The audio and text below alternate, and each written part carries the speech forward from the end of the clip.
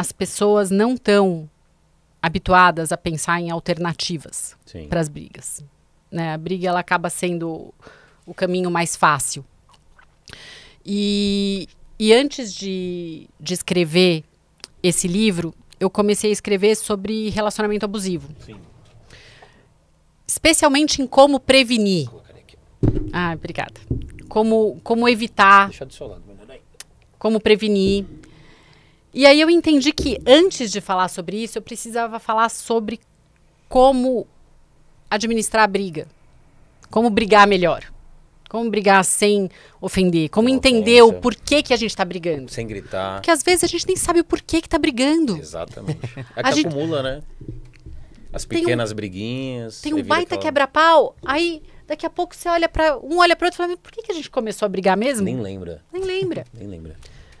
Então, a ideia desse livro foi justamente ajudar as pessoas a olharem para suas relações e para suas reações e entenderem o porquê elas reagem de maneira agressiva, o porquê elas aceitam a agressividade do parceiro, o porquê que elas têm dificuldade de lidar com frustração e com as diferenças e onde isso afeta dentro delas, para que elas, então, pudessem, aí, numa segunda parte do livro, encontrar ferramentas para fazer essa gestão emocional e não chegar mais aos extremos. E aí você preserva as relações, né? Você preserva a você mesmo e a relação com o outro. Ainda que você não queira mais ficar com essa outra pessoa, tá tudo bem, mas você não precisa destruir a alma dessa pessoa, né? Nem destruir a sua percepção de você mesmo, nem a imagem, nem muito menos partir para agressão física. Qual que é a dica que você dá para as pessoas fazer uma melhor administração? Eu acho que ela... um spoilerzinho aí do livro. Uma pontinha só para... Eu acho que é fazer terapia.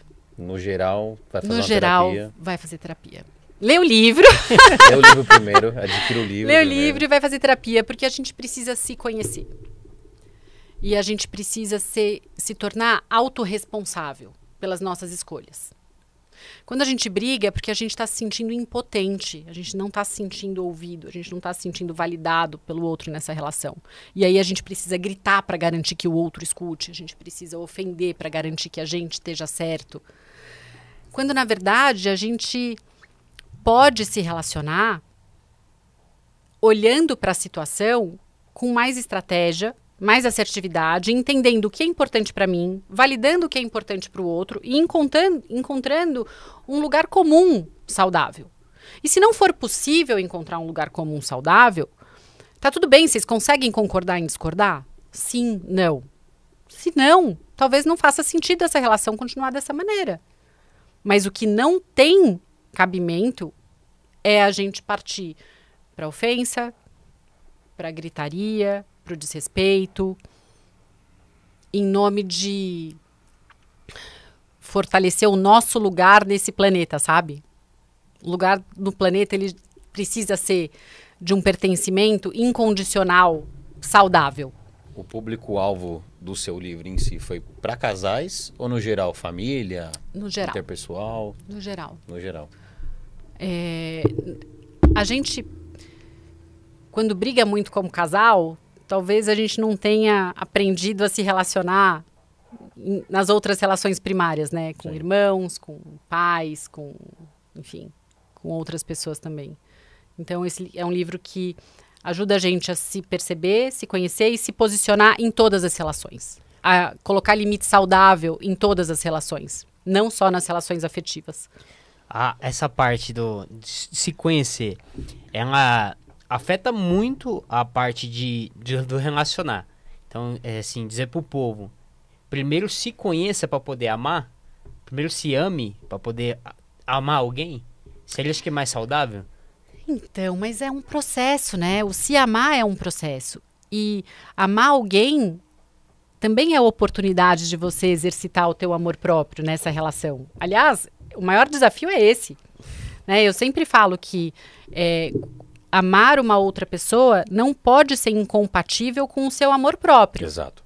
Então, se você está numa relação, você ama outra pessoa, mas para que essa relação siga, você tem que começar a ignorar as suas necessidades, a invalidar quem você é, a se transformar para ser aceita, a mudar questões que são essenciais e do teu core. Será que você tá amando mesmo, assim? Ou será que você tá desesperada para pertencer, né?